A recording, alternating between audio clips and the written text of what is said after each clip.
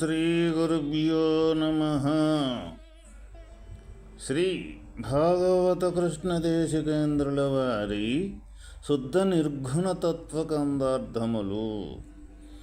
శిష్య విజ్ఞాపన.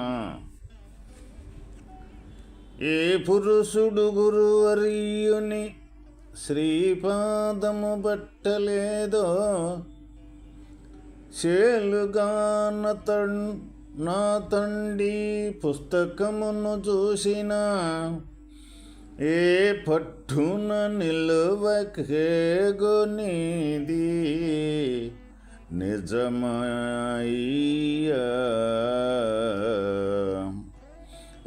నరులారా ఈ మది తెలియరయ్యా.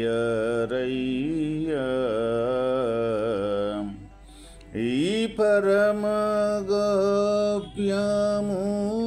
ఎవరెరుగారో అయ్యా. ఈ పరమగోప్యము ఎవరెరుగారో అయ్యా. నా పల్కో మదిలోన నాటిన వారికే ఇది నిజమయ్యా. ఓ నరులారా మీ మది తెలియరయ్యా.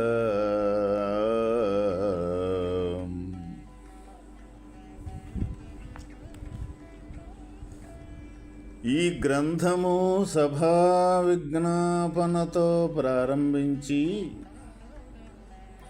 అందు మొదటి కందార్థములో జనన మరణాది సంసారమును రహితము చేసి పరమ చేకూర్చడి లక్షణములు కలిగి ఉన్నది కనుక వినవలయునని కోరిక ఉన్న వారెవరైనను నేను చదివేదను వినండి. ఈ గ్రంథము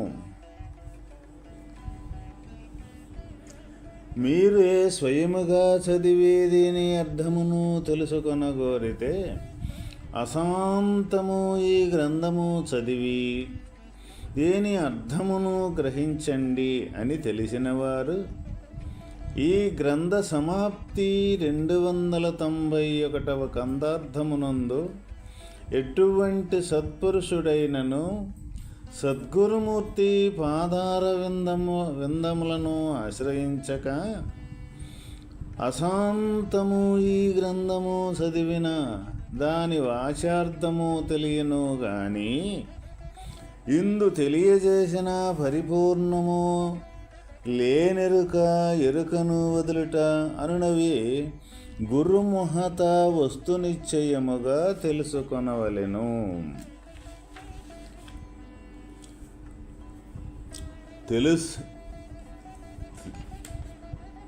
తెలుసుకొనవలసినదే తప్ప తనంతట తాను ఎన్నిసార్లు చదివి వస్తునిశ్చయముగా తెలియబడక సద్గురువుల వలన తెలుసుకొనవలనని తీవ్ర మోక్షేక్షతో సద్గురువుని శరణుజొచ్చి జనన మరణ రహిత అచలబోధను ప్రత్యక్ష ప్రమాణముగా తెలియజేయమని వేడుకొనుము. మానవులారా, మీరు నిండు మనస్సుతో విచారించండి. ఈ పరమరహస్యము ఎవరికీ తెలియదు. నా మాట నమ్మి సద్గురుమూర్తిని శరణుజొచ్చి వారి వలన పరిపూర్ణమును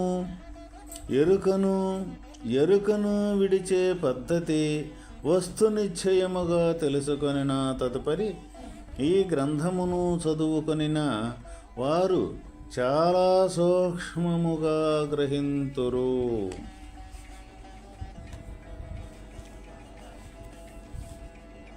ఈ గ్రంథములోని 291 పద్యములు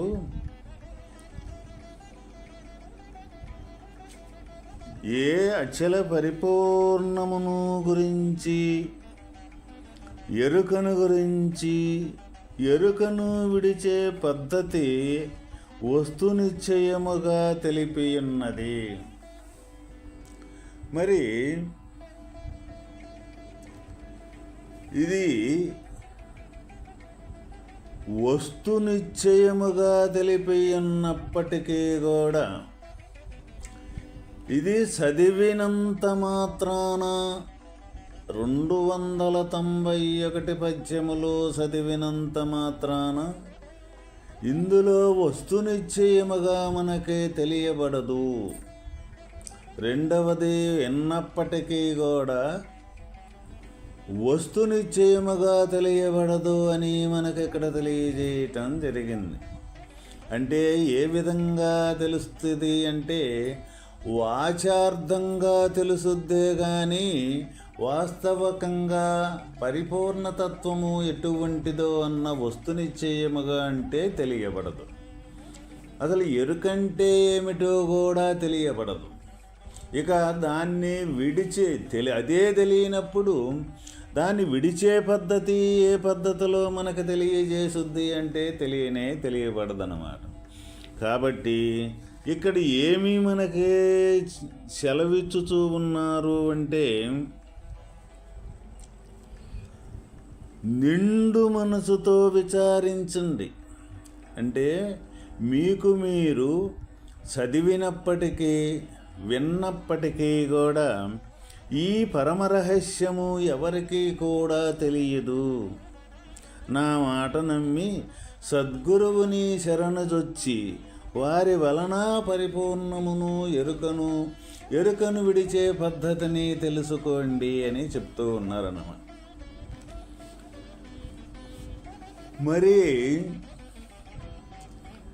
భగవంతుని యొక్క తత్వము మనకు తెలియబడాలి, భగవంతుని యొక్క తత్వము మనం పొందాలి అన్నప్పుడు సద్గురువుల వలన తప్ప గ్రంథము వలన తెలియబడదని మనకు ఇక్కడ నిశ్చయముగా మనకు తెలియజేయటం జరిగింది.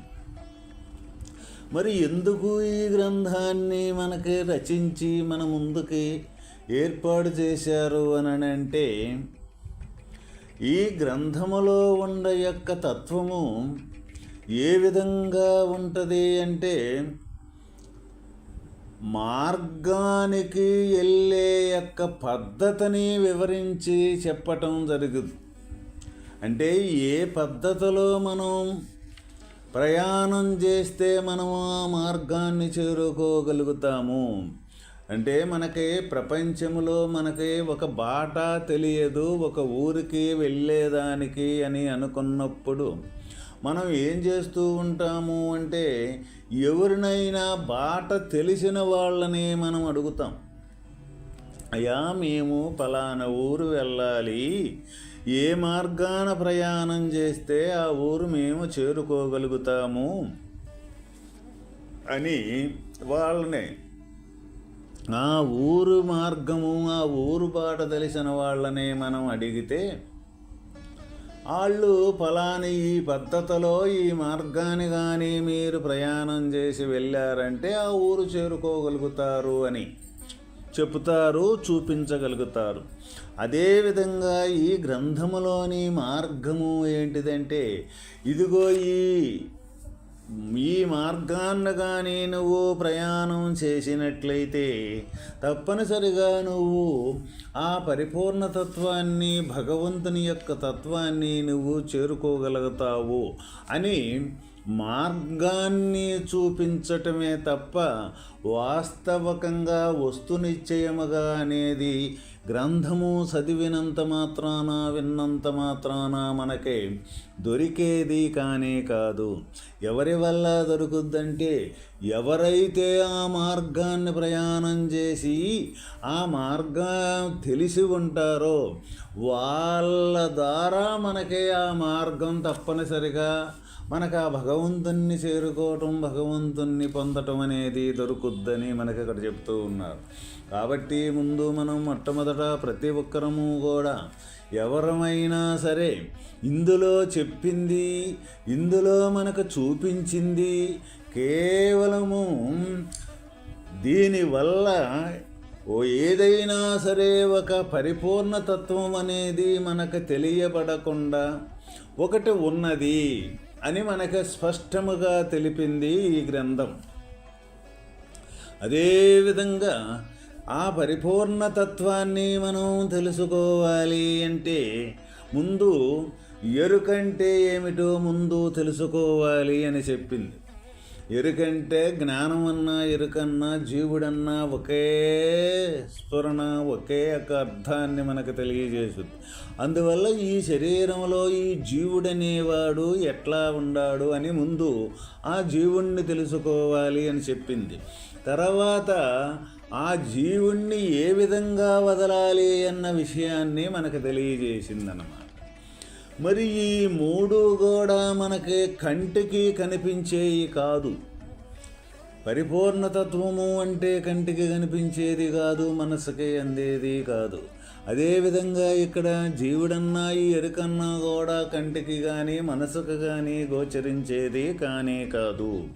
ఇక ఈ రెండు మనకి గోచరించేవి కానప్పుడు ఏ విధంగా మరి దీన్ని మనం తెలుసుకోవాలి, ఏ విధంగా మనం ఈ తత్వాన్ని పొందాలి, మరి ఏ విధంగా ఈ జీవుణ్ణి తెలుసుకొని ఆ జీవుడిని కూడా వదిలే పద్ధతిని మనం పొందాలి అన్నప్పుడు మనకు ప్రశ్నార్థకంగానే మనకు మిగిలిపోవటం అనేది జరుగుద్దన్నమాట. అందువల్ల గ్రంథం ఏం చెప్తూ ఉన్నది అంటే సద్గురుమూర్తిని అంటే ఎవరైతే ఈ మూడింటి యొక్క విషయాన్ని అంటే పరిపూర్ణతత్వాన్ని, ఈ జ్ఞానం అనే ఎరుక యొక్క తత్వాన్ని, ఆ ఎరుకని వదిలించే యొక్క పద్ధతిని తెలుసుకున్న వాళ్ళు ఎవరైతే ఉన్నారో వాళ్ళే ఇక్కడ సద్గురువులు.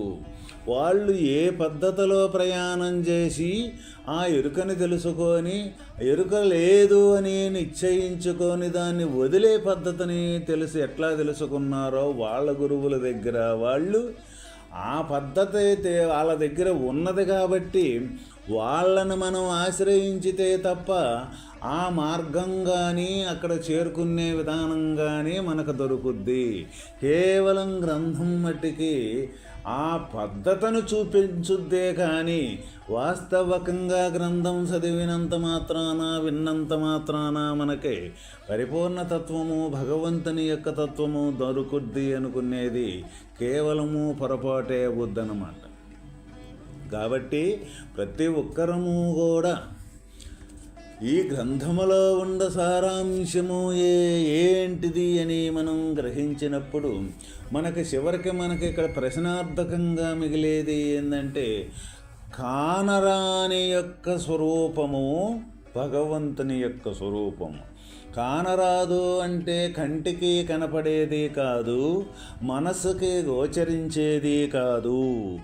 అందువల్ల ఈ మనసుకి గోచరించేది కాకుండా, కంటికి కనపడేది కాకుండా మరి అవ్యక్త రూపకంగా ఉండే కానరాకుండా ఉండి ఈ శరీరాన్ని, మనస్సుని, ఈ ఇంద్రియాదులతోటి సమస్త కార్యకలాపాలు జరుపుతూ ఉన్నది పరమాత్మ యొక్క స్వరూపం. మరి అటువంటి కానరాని స్వరూపాన్ని మనం తెలుసుకోవాలి అంటే ఈ గ్రంథం మనం ఎంత చదివినా ఎంత విన్నా కూడా అది కనపడేదానికే వచ్చుద్ది కానీ కానరాని వస్తువుని చూపించలేదు. కానరాని వస్తువును చూపించాలి అంటే గ్రంథం యొక్క కేవలం మార్గాన్ని, ఇదిగో ఈ టెల్లయ్యా ఈ మార్గాన్ని వెళితే నీకు అది దొరుకుద్ది. అదే ఇందాక మనం చెప్పుకున్నప్పుడు ఏ విధంగాను అంటే ఒక ఊరికి మనకి బాట తెలియనప్పుడు ఆ బాట తెలిసిన వాళ్ళని అడిగితే ఏ విధంగా మనకు బాట చూపుతారో అదేవిధంగా ఈ గ్రంథం అనేది ఆ విధంగా మార్గాన్ని చూపించుద్ది. కాబట్టి ప్రతి ఒక్కరము కూడా ఆ మార్గాన్ని చూపించిన తర్వాత ఆ పెద్దలు, గురువులు ఎవరైతే ఉన్నారో పరిపూర్ణతత్వాన్ని పొందిన మహనీయులు ఈ ఎరుక యొక్క లక్షణాన్ని తెలుసుకొని ఎరుకను విడిపించే పద్ధతిని తెలుసుకున్న పూర్ణతత్వము తెలిసిన వాళ్ళని మనం ఆశ్రయించితే తప్ప ఎట్టి పరిస్థితుల్లో కూడా మనకి భగవతత్వం అనేది గోచరించేది కానీ కాదు. ఎన్నిసార్లు విన్నప్పటికీ, ఎన్నిసార్లు చదివినప్పటికీ మనకక్కడ ప్రశ్నార్థకంగానే మిగిలిపోవటం అనేది జరుగుద్ది. ఇది ఏ పద్ధతిలో తెలుసుకోవాలి? మరి ఏ పద్ధతిని మనం ఆచరించితే మనం ఆ తత్వాన్ని పొందుతాము అంటే తప్పనిసరిగా ప్రతి ఒక్కటి వాళ్ళు ఏ పద్ధతిలో పెద్దలు నడిచి ఆచరణ రూపకములో దాన్ని ఆచరించి, ఆ ఆచరించిన తర్వాత వచ్చిన అనుభవము ఏదైతే ఉన్నదో ఆ అనుభవము కాడ నిలబడినప్పుడు, ఎప్పుడైతే ఆ అనుభవమే తానై ఉండగలుగుతారో అప్పుడే అది మనకి ఆ అనుభవానికే గోచరించేది. కానీ ఎటువంటి పరిస్థితుల్లో కూడా మనస్సుకు కానీ ఈ కంటికి కానీ గోచరించేది కానే కాదు. ఎరుకను విడిచే పద్ధతి వస్తునిశ్చయముగా తెలుసుకొనిన తదుపరి ఈ గ్రంథమును చదువుకొనిన వారు చాలా సూక్ష్మముగా గ్రహించరు. ఎవరికి మరి ఈ గ్రంథం పూర్తిగా అర్థమవుతూ ఉన్నది అంటే ఈ ఎరుకంటే ఏమిటో ముందు తెలుసుకోవాలి. అంటే జీవుడంటే ఎవరు అన్న సంగతి ముందు తెలుసుకొని ఆ జీవుణ్ణి ఏ విధంగా విడిచిపెట్టాలి, ఏ విధంగా ఈ జీవుడు లేడు అని ఆ పద్ధతిని తెలుసుకొని వస్తునిశ్చయముగా, అంటే సంపూర్ణంగా లేడు అన్నప్పుడు లేకుండా ఉండటమే అక్కడ వస్తునిశ్చయం. లేడు అని మన మనసుతోటి ఆలోచించితే లేకుండా పోదు, లేకపోతే మాటతోటి అనుకుంటే లేకుండా పోయేది కాదు. వస్తు నిశ్చయము అంటే జీవుడనేవాడు ఉన్నప్పుడే మనకి ఈ శరీరం అనేది నడుస్తూ ఉన్నది. ఈ శరీరం ఇంద్రియాదులతోటి సర్వకార్యకలాపాలు జరుగుతూ ఉన్నాయి అన్నమాట. ఈ జీవుడే లేకపోతే ఈ శరీరం అనేది శవరూపకంగా మారిపోవటం అనేది జరుగుద్ది. కాబట్టి ఈ జీవుడు శరీరంలో ఉన్నంతసేపే ఈ శరీరం అనేది నడుస్తుంది, చూసుద్ది, అన్ని క్రియలు, అన్ని ఆటపాటలు అనేది జరుగుతూ ఉంటాయి అన్నమాట. మరి ఆ జీవుణ్ణి మనం తిరిగి ముందు అసలు జీవుడంటే ఎవరో ముందు మనం తెలుసుకోవాలి కదా.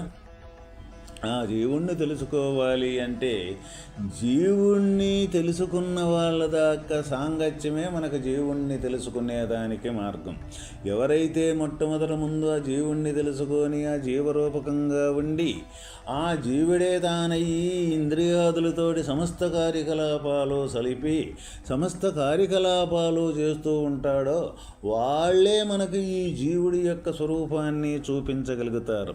అది ఏ విధంగాను అంటే ముందు మన ఈ శరీరతత్వాన్ని నిజమనుకుంటూ ఉన్నాం కాబట్టి ముందు శరీరం అనేది ఏ విధంగా నిజమైంది, శరీరం అంటే దీనికి మూలమైంది అని విచారించుకుంటూ ఈ శరీరానికి ఆధారమైన సూక్ష్మరూపకంగా ఎట్లా ఉంది అది అన్న సంగతి ఆ పద్ధతి ఏదైతే ఉందో తెలుసుకునే పద్ధతి, ఆ పొందే పద్ధతిని వాళ్ళు ముందు కనీసం ఆ పరిపూర్ణతత్వాన్ని పొందిన గురువులు ఎవరైతే ఉన్నారో వాళ్ళు నడిచిన మార్గం మనకు చూపించుతారు. కాబట్టి ఆ మార్గాన్ని మనం ప్రయాణంగానే చెయ్యగలిగినట్లయితే తప్పనిసరిగా మనం కూడా ముందు ఆ జీవుడంటే ఎవరు, జీవుడంటే ఏమిటి అని ఆ జీవస్థితిని మనం పొందితే తర్వాత దాన్ని ఏ విధంగా వదలాలి అన్న విషయం కూడా అదే పద్ధతిలో వాళ్ళు మనకి చూపించగలుగుతారు.